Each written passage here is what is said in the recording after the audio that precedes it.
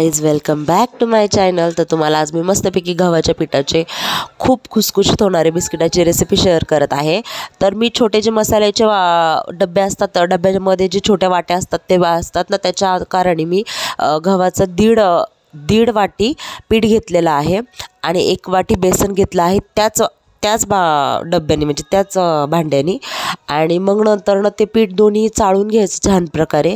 ते चाळून झाल्यानंतर म्हणजे त्याच्यामध्ये काही कण नको राहायला, काही खडे वगैरे काय असतील तर ते निघून जाण्यासाठी चाळून घ्यायचं छान प्रकारे। आणि त्याच वाटीच्या साहाय्याने तेवढं 1 वाटी तूप घ्यायचं आणि 1 वाटी पिठी साखर करून घ्यायची, ती त्याच्यामध्ये टाकायची। ते एकत्रितपणे मस्तपैकी मिश्रण करून घ्यायचं, छान प्रकारे फेटून घ्यायचं, त्याच्यामध्ये गोळे नको राहण्यासाठी पिठी साखराचे। मग आपण जे पीठ चाळलं होतं ते पीठ सगळं आपण त्याच्यामध्ये टाकून देऊया।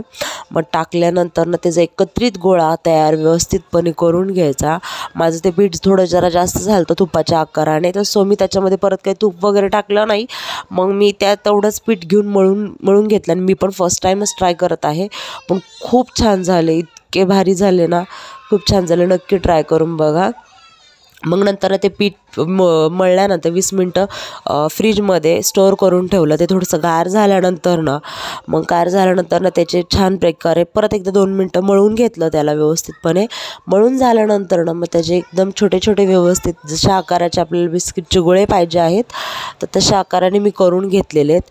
मग करून घेतल्यानंतर हातावर थोडेसे असे थापून घ्यायचे, व्यवस्थित गोल आकार करून घ्यायचा।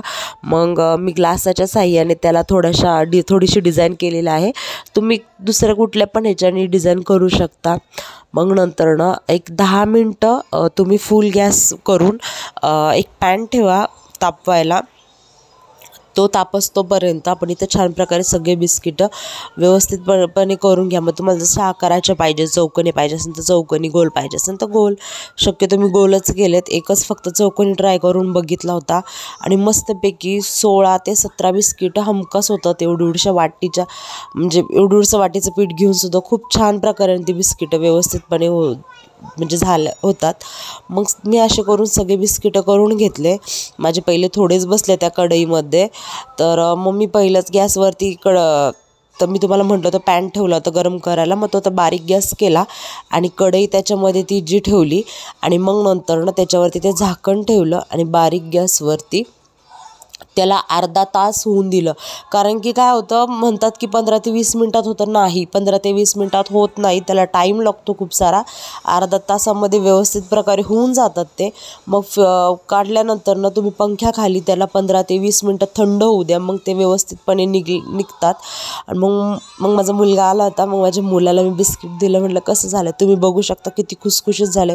व्हिडिओ आवडल्यास लाईक करा, शेअर करा, सबस्क्राईब करायला विसरू नका। Bye bye.